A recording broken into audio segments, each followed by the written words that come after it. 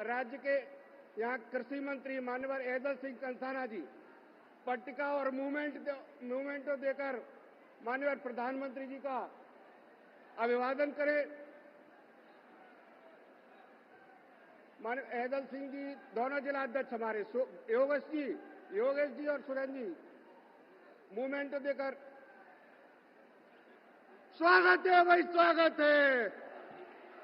मोदी मोदी मोदी मोदी मोदी।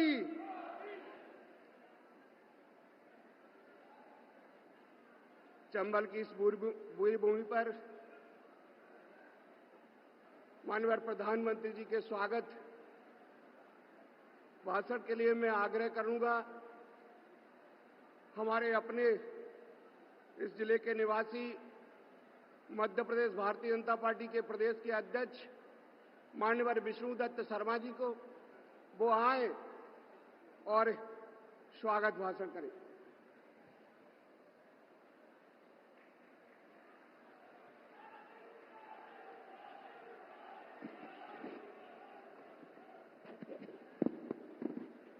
बोलिए भारत माता की,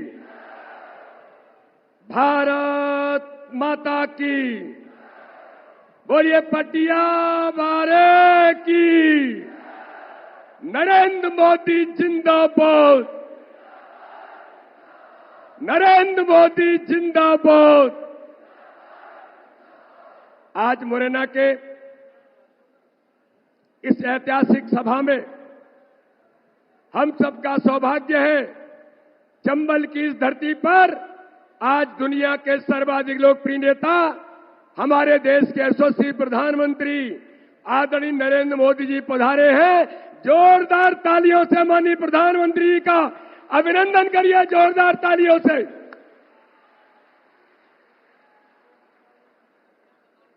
मंच पर उपस्थित सभी सम्माननीय हमारे नेतागण और आज इस सभा में मुरैना के नागरिक भाई और बहनों, आज माननीय प्रधानमंत्री नरेंद्र मोदी जी इस चंबल की धरती पर पधारे हैं। ये चंबल की धरती जो राम प्रसाद बिस्मिल की धरती है, इस चंबल की धरती पर माननीय प्रधानमंत्री जी यहाँ के नौजवान सेना के अंदर जाकर के इस देश की रक्षा में जो अपनी महत्वपूर्ण भूमिका निभाते हैं और भारत के देश की सीमाओं पर 1 इंच जमीन पर जो भारत माता की रक्षा के लिए जो संघर्ष करते हैं, लेकिन इस क्षेत्र का नौजवान जब सीमा पर जाता है तो 1 इंच पीछे नहीं हटता। देश की रक्षा के लिए वो अपना बलिदान भारत की सीमा पर मात्र इस देश की रक्षा के लिए अपने आप को बलिदान कर देता है। ये वो भूमि है। लेकिन नागरिक भाई और बहनों, भारत के प्रधानमंत्री नरेंद्र मोदी जी जिन्होंने गरीबों के कल्याण से लेकर हर गरीब का जीवन बदलने का जो अभियान 10 वर्षों के अंदर माननीय प्रधानमंत्री मोदी जी ने लिया है, लेकिन मैं आज मुरैना के इस जनसभा में कहना चाहता हूं, देश के ऐसे प्रधानमंत्री जो अपने जीवन के अंदर चाहे वो मुख्यमंत्री थे, चाहे आज 10 वर्षों से भारत का नेतृत्व कर रहे हैं, दिवाली जैसे पर्व को भी मनाने के लिए कहीं जाते हैं तो सीमा पर भारत के सैनिकों के बीच माननीय प्रधानमंत्री दिवाली मनाते हैं। उन सैनिकों के सम्मान के लिए, मुरैना के उन नौजवानों के लिए जो सीमा पर रक्षा के लिए खड़े होते हैं, उनको अगर उनके साथ कंधे से कंधा मिलाकर उन्हें संबल कोई देता है तो भारत के प्रधानमंत्री नरेंद्र मोदी देते हैं। लेकिन मेरे भाई और बहनों, ये जो चुनाव है, इस चुनाव में वो ताकतें हैं। एक और प्रधानमंत्री मोदी जी के नेतृत्व में भारत के मान सम्मान के साथ, गरीबों के कल्याण के साथ, देश के अंदर आतंकवाद की समाप्ति से लेकर देश के सैनिकों को सम्मान देने का काम प्रधानमंत्री मोदी जी करते हैं। तो एक और कांग्रेस के वो लोग हैं कि सीमा पर हमारा सैनिक 1 इंच पीछे नहीं हटता, सीने पर गोली खा जाता है।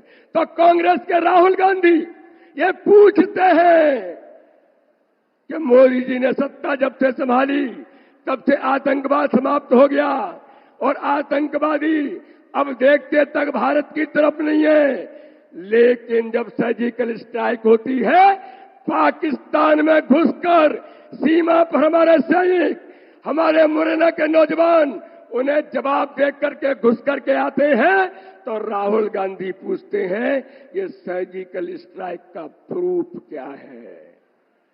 तो मेरे मुरैना के भाई और बहनों, इस जनसभा के अंदर आज हमें तय करना है, एक और भारत के प्रधानमंत्री मोदी जी के नेतृत्व में वो हर दिवाली सैनिकों के सम्मान के लिए सीमा पर जाकर के मनाते हैं, तो दूसरी ओर सैनिकों का अपमान करके कांग्रेस के राहुल गांधी और दिग्विजय सिंह जैसे लोग और मुरैना के अंदर जो चुनाव लड़ रहे हैं, ये लोग उन सैनिकों का अपमान करते हैं। तो मेरे भाई और बहनों, ये चुनाव उन सैनिकों के सम्मान के लिए नरेंद्र मोदी जी आज मुरैना पधारे हैं, और दूसरी ओर वो लोग हैं जो उन सैनिकों का अपमान इस देश के अंदर सर्जिकल स्ट्राइक का लोगों से प्रूफ मांगते हैं। तो आज इस चुनाव में मेरे भाई और बहनों, हम सब लोग मिलकर के भारत के प्रधानमंत्री नरेंद्र मोदी जी को तीसरी बार प्रधानमंत्री बनाने के लिए, यह केवल कोई शिवमंगल सिंह या संध्या राय या ज्योतिरादित्य सिंधिया जी या वीडी शर्मा, ये उनका चुनाव नहीं है, ये चुनाव तो तीसरी बार भारत के प्रधानमंत्री नरेंद्र मोदी को बनाने का चुनाव है। बोलिए हम भारत के प्रधानमंत्री मोदी जी को प्रचंड बहुमत से इस बार प्रधानमंत्री बनाएंगे। ताकत से बताओ, बनाएंगे? हर बूथ पर कमल खिलाएंगे? तो माननीय प्रधानमंत्री जी को दोनों हाथों से तालियां बजा करके प्रधानमंत्री का अभिनंदन करिए। हम पुनः मुरैना की धरती पर माननीय प्रधानमंत्री जी को तीसरी बार प्रधानमंत्री बनाने के लिए मुरैना की जनता भी आज संकल्पित है। बोलिए भारत माता की, भारत माता की। बहुत बहुत धन्यवाद।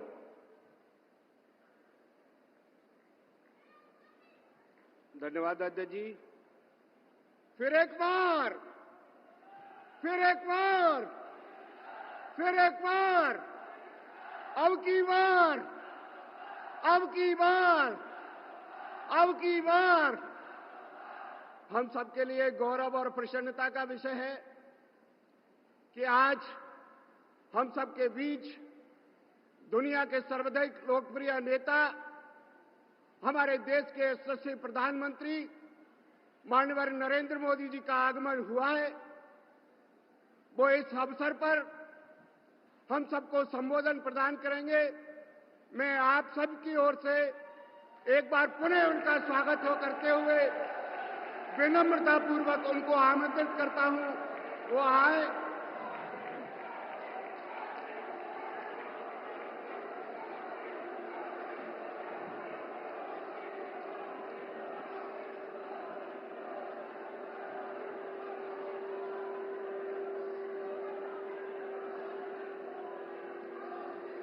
श्री राम जानकी की, श्री राम जानकी की, बाबा पटियावाले की, बाबा पटियावाले की।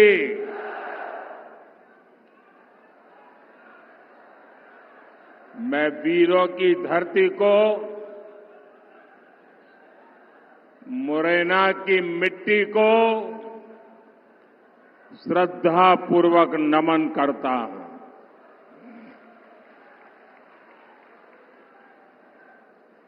मुरैना ने हमेशा उन्हीं का साथ दिया है जिनके लिए राष्ट्र प्रथम है। आप सबका उत्साह देखकर मैं कह सकता हूं कि मुरैना आज भी न अपने संकल्प से डिगा है और ना ही कभी डिगेगा।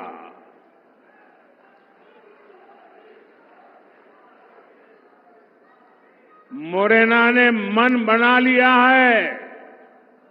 फिर एक बार, फिर एक बार, फिर एक बार। साथियों, एमपी के लोग जानते हैं कि समस्या से एक बार पीछा छूट जाए तो फिर उस समस्या से दूर ही रहना चाहिए। कांग्रेस पार्टी ऐसी ही विकास विरोधी एक बहुत बड़ी समस्या है। चंबल के लोग कांग्रेस का वो दौर कैसे भूल सकते हैं। कांग्रेस ने चंबल की पहचान खराब कानून व्यवस्था ऐसे क्षेत्र के तौर पर बना दी थी। उस दौर में कांग्रेस ने एमपी को देश के बीमारू राज्यों की लाइन में खड़ा कर दिया था। भाइयों और बहनों, भाजपा की सरकार ने कांग्रेस के बनाए गड्ढों को भरने के बाद एमपी और चंबल को नई पहचान दिलाई है, गौरवपूर्ण पहचान दिलाई है। भाजपा सरकार में चंबल, काली सिंध, पार्वती लिंक परियोजना से सिंचाई की समस्या दूर होगी। पानी की समस्या को दूर करने के लिए हम मुंदरी बांध जैसे प्रोजेक्ट पर काम कर रहे हैं। करीब 2,500 करोड़ रुपए की लागत से बना ग्वालियर श्योपुर रेलवे ट्रैक हो, आधुनिक इंफ्रास्ट्रक्चर के ऐसे अनेक काम इस क्षेत्र की तस्वीर बदल रहे हैं। यहां लेदर पार्क भी विकसित किया जा रहा है। हमारे साथी ज्योतिरादित्य सिंधिया जी की देखरेख में ब्रांड ग्वालियर को भी मजबूत किया गया है। भाजपा सरकार में हुए विकास को भिंड, मुरैना, ग्वालियर के वो लोग और ज्यादा अनुभव कर रहे हैं जिन्होंने कांग्रेस का वो काला दौर देखा है। 4 जून के बाद हमारे तेज तर्रार मुख्यमंत्री मोहन यादव जी के नेतृत्व में मध्य प्रदेश का विकास और स्पीड पकड़ने जा रहा है।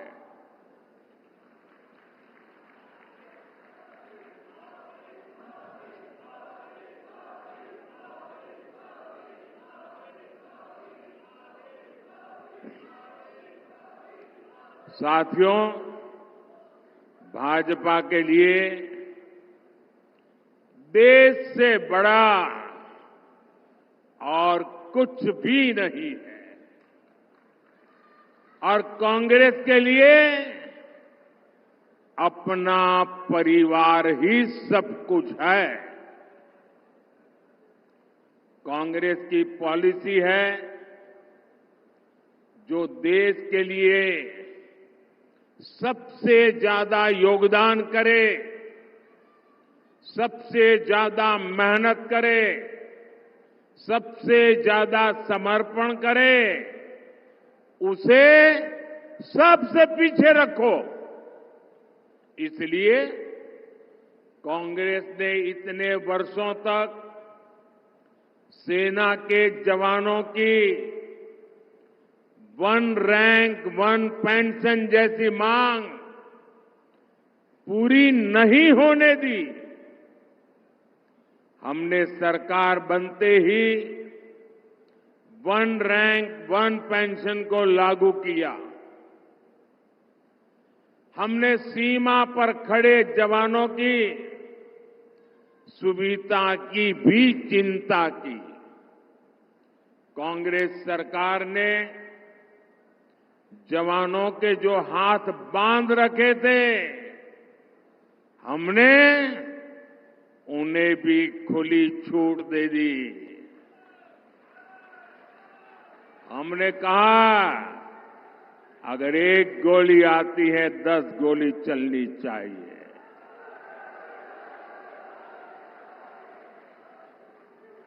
अगर एक गोला फेंकते हैं तो 10 तोपें चल जानी चाहिए। भाई और बहनों, आज हम देश में लाखों स्वयं सहायता समूहों के जरिए महिलाओं की मदद कर रहे हैं। मोदी ने गांव-गांव में शौचालय बनाकर माताओं बहनों के सम्मान की रक्षा की है। अब अगले 5 वर्षों के लिए मोदी ने 3 करोड़ महिलाओं को लखपति दीदी बनाने की गारंटी दी है।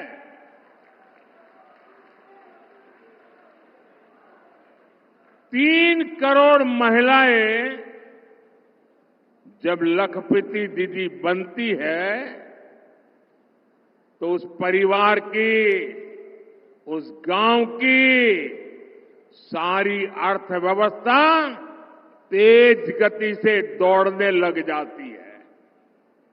साथियों, आप सब जानते हैं, आजादी के समय कांग्रेस ने धर्म के नाम पर देश का विभाजन स्वीकार किया था। मां भारती के हाथों की जंजीरें काटने के बजाय कांग्रेस ने मां भारती की भुजाएं ही काट दी थी, देश के टुकड़े कर दिए थे। लेकिन कांग्रेस सुधरने को तैयार नहीं है। कांग्रेस को लगता है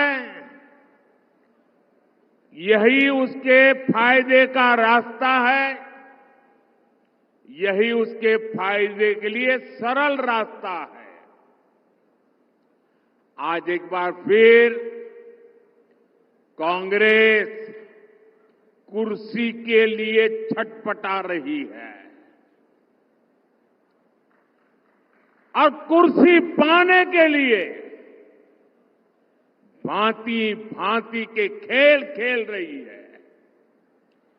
देश के कोटि कोटि नागरिकों के आंखों में धूल झोंककर सत्ता हथियाने के लिए आपके भविष्य को बर्बाद करने पर तुली हुई है। ये लोग फिर से धार्मिक तुष्टीकरण को मोहरा बना रहे हैं। साथियों, कर्नाटका में कांग्रेस सरकार का राज है और उन्होंने क्या पाप किया है, आप हैरान हो जाओगे। मुझे बताइए कि आपके गांव में कोई आकर के कह दे कि भाई इस गांव में सारे के सारे लोग अब ये नहीं ये हो गए, तो आपको मंजूर होगा क्या? कांग्रेस सरकार ने कर्नाटका में जितने भी मुस्लिम समाज के लोग हैं, उच्च वर्ग के होंगे, धनी होंगे, व्यापारी होंगे, उद्योगपति होंगे, न्यायमूर्ति होंगे, कोई भी होंगे, बस सिर्फ वो मुसलमान होना चाहिए। अगर वो मुसलमान है तो उन्होंने रातों रात एक कागज निकालकर हस्ताक्षर करके उन सबको ओबीसी घोषित कर दिया।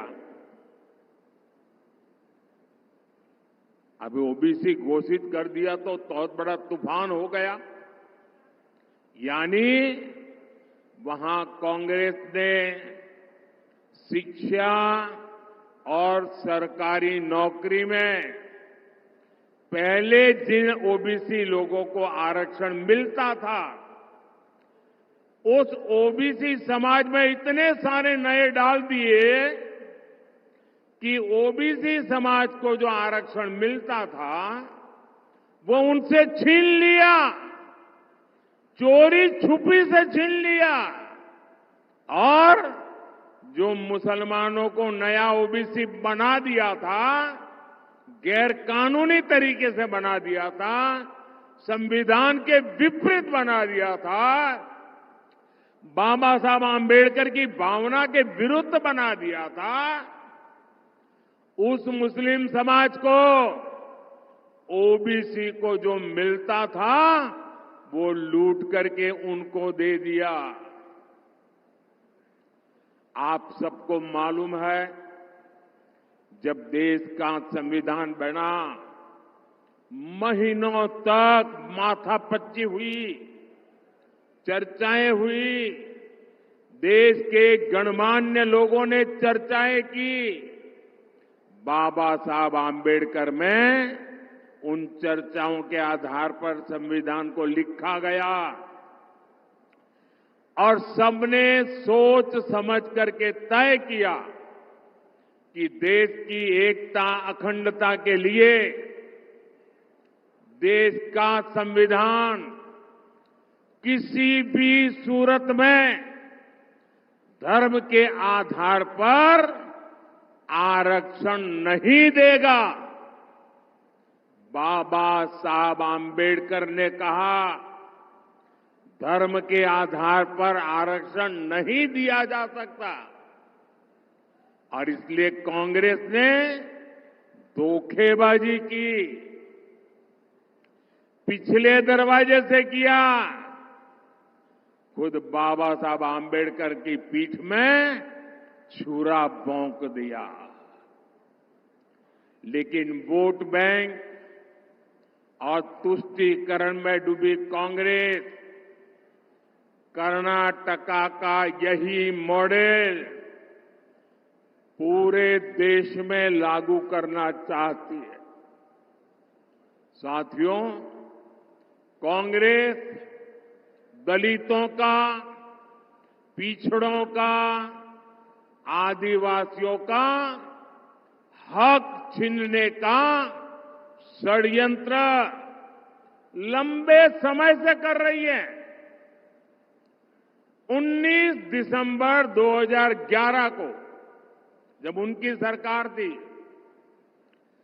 तब की कांग्रेस की केंद्र सरकार धर्म के नाम पर आरक्षण देने का एक मुसद्दा, एक नोट कैबिनेट में लेकर आई थी। इस कैबिनेट नोट में एक कहा गया था कि ओबीसी समाज को जो 27% आरक्षण मिलता है, मंडल कमीशन के अनुसार जो आरक्षण मिलता है, उस आरक्षण का एक हिस्सा काट करके 27% में से एक टुकड़ा काट करके मजहब के नाम पर दिया जाएगा। सिर्फ 2 दिन बाद 22 दिसंबर 2011 को इसका आदेश भी निकल दिया गया। बाद में आंध्र प्रदेश के हाई कोर्ट ने कांग्रेस सरकार के इस आदेश को रद्द कर दिया। ये सुप्रीम कोर्ट में गए, लेकिन राहत नहीं मिली। तब 2014 में कांग्रेस ने घोषणा पत्र में लिखा कि धर्म के आधार पर आरक्षण देने के लिए कानून बनाना पड़े तो कानून भी बनाएंगे। तो 2014 में ओबीसी समाज जग गया, दलित समाज जग गया, आदिवासी समाज जग गया और उन्होंने तय किया कि ये लोग तो अगर ये करेंगे तो हमारी तो आने वाली पीढ़ियां बर्बाद हो जाएगी, हमारे सपने चूर चूर हो जाएंगे। और उसके बाद इस समाजों ने एक होकर के कांग्रेस के सपनों को मिट्टी में मिला दिया, उनको सत्ता से बाहर कर दिया। फिर भी सुधरने को तैयार नहीं है। अब ये वो अधूरा काम पूरा करने के लिए फिर से नई चाल चलने लगे हैं। कांग्रेस की चली तो यहां मध्य प्रदेश में जो हमारे कुशवाहा भाई बहन हैं, गुर्जर भाई बहन है, यादव भाई बहन है, गडरिया भाई बहन है, धाकड़ प्रजापति समाज हो, ऐसे सब समाज को जो आरक्षण मिलता है, जैसे हमारे यहां कुमार, तेली, माझी, नाई, सुनार समाज, ऐसे समाजों को जो आरक्षण मिलता है, कांग्रेस इन सभी ओबीसी जातियों से उनका हिस्सा छीनकर अपने चहेते वोट बैंक को मजबूत करने के लिए उनके चरणों में देने का मन बना करके बैठी है। आप मुरैना के लोग मुझे बताइए, क्या आप ऐसा पाप होने देंगे? पूरी ताकत से बताइए। उनको जरा डर लगे ऐसा करिए। क्या ऐसा होने देंगे? ये ओबीसी का हक छीनने वालों को पूरी तरह साफ कर देंगे, चुन चुन करके साफ कर देंगे, हर पोलिंग बूथ में साफ कर देंगे। साथियों, भाजपा सबका साथ, सबका विकास के मंत्र पर चलने वाली पार्टी है। भाजपा सरकार अगर जरूरतमंदों को कोविड के समय अगर राशन की जरूरत है तो कोई भेदभाव नहीं, न जाति का भेदभाव, न धर्म का भेदभाव, जरूरतमंद 80 करोड़ लोगों को मुफ्त राशन देता रहा। क्या कभी आपने कोई शिकायत सुनी है? आपने कभी सुना है कि हमारे गांव में वो मुसलमान भाई है इसलिए उसको मिलता नहीं है? कभी सुना है? भाइयों बहनों, भाजपा सरकार ने 4 करोड़ गरीबों को पक्के मकान दिए। ये घर बिना भेदभाव हर धर्म के लोगों को मिले हैं। क्या किसी गांव में ने कोई शिकायत सुनी है कि भाई धर्म के आधार पर मुझे मकान नहीं मिला? ऐसा सुना है क्या? यहां भाजपा सरकार है कि नहीं है? दिल्ली में भाजपा सरकार है कि नहीं है? कोई भेदभाव की खबर सुनी है क्या? भाजपा सरकार ने 11 करोड़ घरों तक पीने का पानी का कनेक्शन पहुंचाया है। कोई जातिवाद नहीं होने दिया, कोई धर्म के नाम पर भेदभाव नहीं होने दिया, क्योंकि सबका साथ सबका विकास ये हमारा मंत्र है। हर धर्म, हर समाज को ये लाभ समान रूप से मिलना चाहिए। समान रूप से मिलना चाहिए कि नहीं मिलना चाहिए? अगर सबको समान रूप से मिलता है तो आपकी कोई शिकायत होती है क्या? लेकिन अगर कांग्रेस आती है तो ये सारी सुविधाएं दलितों, पिछड़ों, आदिवासियों और सामान्य वर्ग के गरीबों को नहीं मिलती। कांग्रेस की चले तो गरीब कल्याण की योजनाओं का लाभ भी धर्म के आधार पर देती, क्योंकि कांग्रेस तो डंके की चोट पर यही कहती है कि देश के संसाधनों पर पहला हक मुसलमानों का है। मोदी कहता है देश के संसाधनों पर पहला हक इस देश के गरीबों का है, इस देश के पिछड़ों का है, इस देश के आदिवासियों का है। साथियों, कांग्रेस एक के बाद एक ऐसी घोषणाएं कर रही है जो देश को भी कमजोर करेगी और आपके परिवार को भी कमजोर करोगी।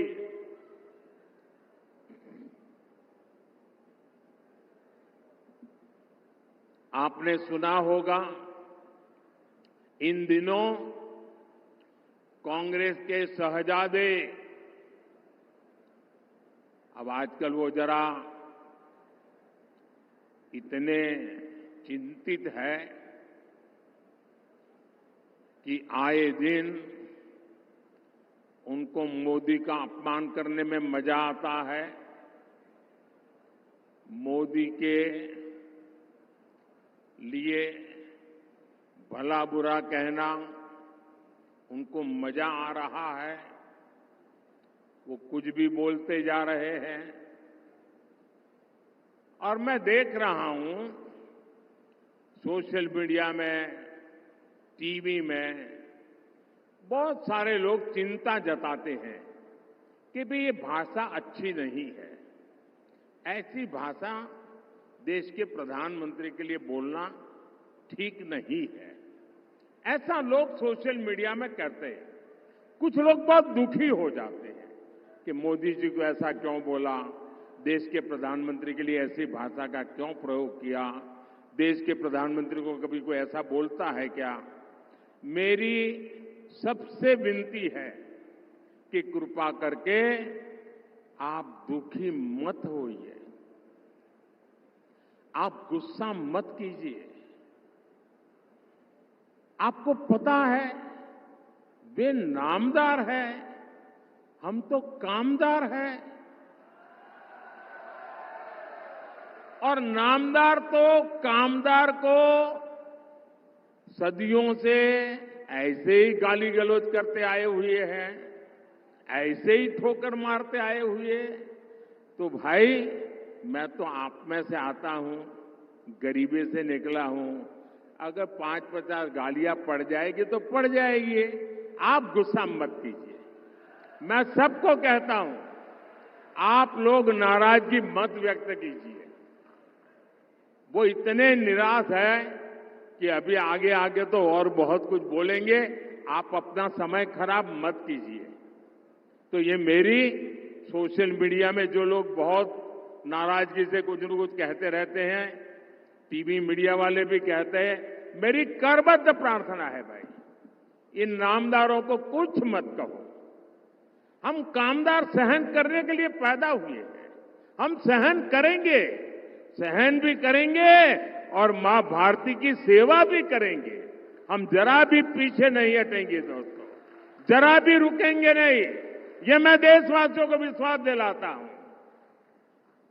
आजकल इस शाही परिवार के शहजादे पूरे देश में बढ़ चढ़कर के कह रहे हैं, अब आपकी संपत्ति का एक्सरे होगा, एक्सरे। और आपकी अलमारी में क्या पड़ा है, किसी माता बहन ने कुछ बचत अनाज के डिब्बे में अगर दबा करके रखी है, एक्सरे करके खोजा जाएगा। लॉकर में क्या पड़ा है, एक्सरे करके खोजा जाएगा। आप जो कमाई करते हैं, हमारी माताओं बहनों के पास जो स्त्री धन होता है, जो स्त्री धन बहुत पवित्र होता है, कोई उसको हाथ नहीं लगाता है, कोई उसको छूता नहीं है। मंगलसूत्र हो, छोटा मोटा सोना चांदी का गहना हो, इसे पवित्र माना जाता है। कांग्रेस उसे जब्त करके अपनी वोट बैंक मजबूत करने के लिए उसे बांटने की सार्वजनिक घोषणा कर रही है, मैनिफेस्टो में बता रही है। और मैंने तो पहले दिन कहा था कि इनका मैनिफेस्टो पूरी तरह मुस्लिम लीग की सोच का ही प्रतिबिंब है। और साथियों, ये एक्सरे करके आपको लूटने की योजना बना रहे हैं। क्या आप उनको आपकी संपत्ति छीनने का अधिकार देंगे क्या? इनको चुनाव में जीतने देंगे क्या? इतना ही नहीं, ये इससे भी संतुष्ट नहीं है।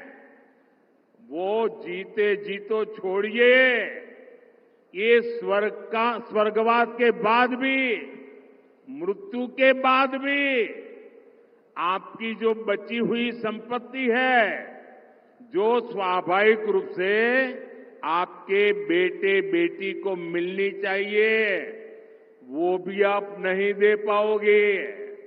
आपने कितनी ही मेहनत करके बच्चों के लिए इकट्ठा किया होगा। कांग्रेस वाले कहते हैं कि उनकी सरकार आएगी तो वो भी डुब्बे में से गुल कर दिया जाए। ऑफिशियली कहते हैं आपकी कमाई का आधे से ज्यादा कांग्रेस अगर सरकार में आती है तो ये सरकार छीन लेंगी। और इसलिए कांग्रेस आप पर इनहेरिटेंस टैक्स, आपकी विरासत पर टैक्स लगाना चाहती है। भाइयों और बहनों, इनहेरिटेंस टैक्स से जुड़े जो तथ्य अब निकलकर सामने आ रहे हैं, वो देश की आंखें खोलने वाले हैं। जरा ध्यान से सुना जाए, आप भी ध्यान से सुनिए और मेरे देश के दिग्गज पत्रकार भी जरा सुन ले, मीडिया वाले भी सुन ले और उनकी जो इकोसिस्टम है ना, जो हर दिन मोदी के बाल की खाल उतारने में लगी हुई है, वो भी जरा सुन ले कान खोल करके। देश के साथ कैसा कैसा पाप हुआ है। मैं आज देश के सामने पहली बार एक दिलचस्प तथ्य आपके सामने रखना चाहता हूं। जब देश की एक प्रधानमंत्री बहन इंदिरा जी नहीं रही, तो उनकी जो मिल्कत थी, उनकी जो प्रॉपर्टी थी, वो उनकी संतानों को मिलनी थी। लेकिन पहले ऐसा कानून था कि वो उनको मिलने से पहले एक हिस्सा सरकार ले लेती थी। कांग्रेस ने पहले ऐसा कानून बनाया था। तब चर्चा थी और व्यापक रूप से चर्चा थी कि जब इंदिरा जी नहीं रही और उनके बेटे राजीव गांधी जी को ये प्रॉपर्टी मिलने की थी, लिख करके गई थी, तो अब सरकार को पैसा चला न जाए, प्रॉपर्टी को बचाना था, तो इन्होंने क्या कर दिया, उस प्रॉपर्टी को बचाने के लिए अपनी माता इंदिरा गांधी से मिले हुए पैसों को बचाने के लिए उस समय के प्रधानमंत्री श्रीमान राजीव गांधी ने अपनी संपत्ति बचाने के लिए पहले जो इनहेरिटेंस कानून था उसको समाप्त किया और खुद के पैसे बचा लिए। खुद पर आई तो कानून हटा दिया और अब वहां मामला निपट गया, तो आज फिर सत्ता पाने के लालच में ये लोग वही कानून ज्यादा कड़ाई से वापस लाना चाहते हैं। बिना टैक्स के अपने परिवार की 4 पीढ़ियों की अकूत धन दौलत हासिल करने के बाद अब ये लोग आप जैसे सामान्य मानवी की विरासत, आपकी मेहनत की कमाई, जो आपने अपने बच्चों के लिए बचत करके रखा है, उस पर टैक्स लगा करके आधी संपत्ति लूटना चाहते हैं।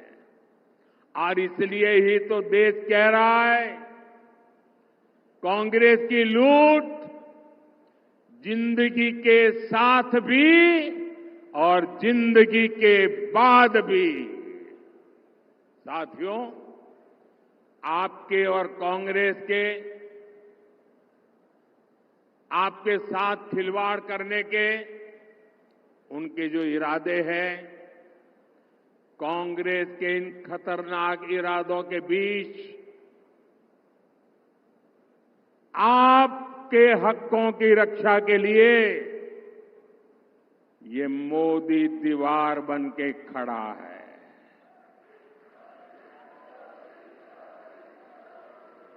ये गाली गलौज इसलिए हो रहा है क्योंकि मोदी 56 इंच का सीना तान करके खड़ा हो गया है।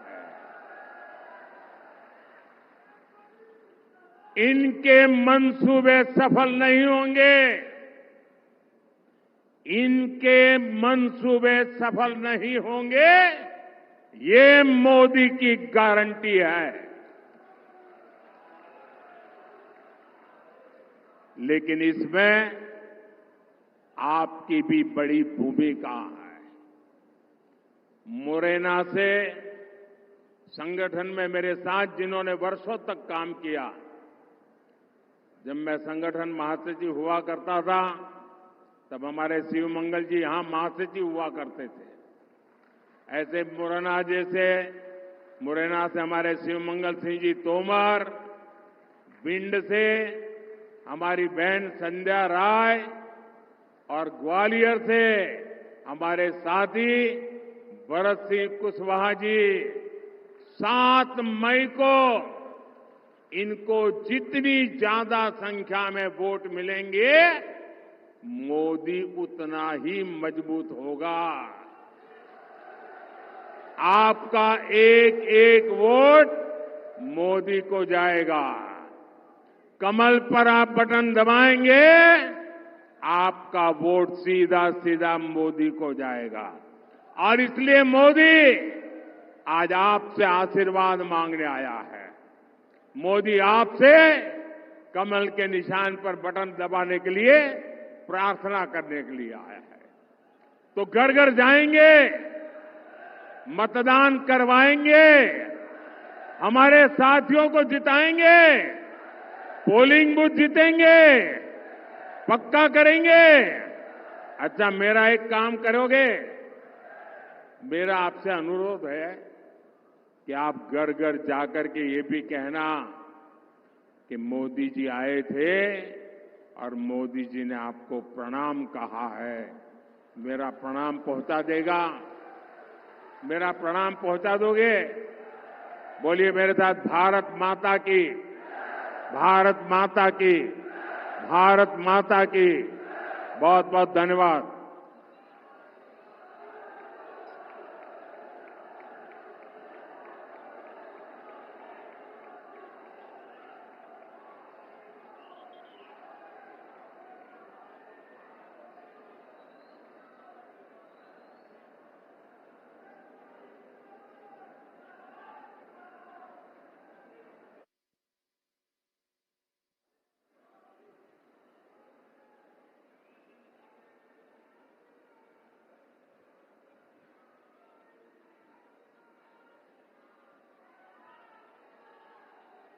मोदी मोदी मोदी मोदी मोदी मोदी मोदी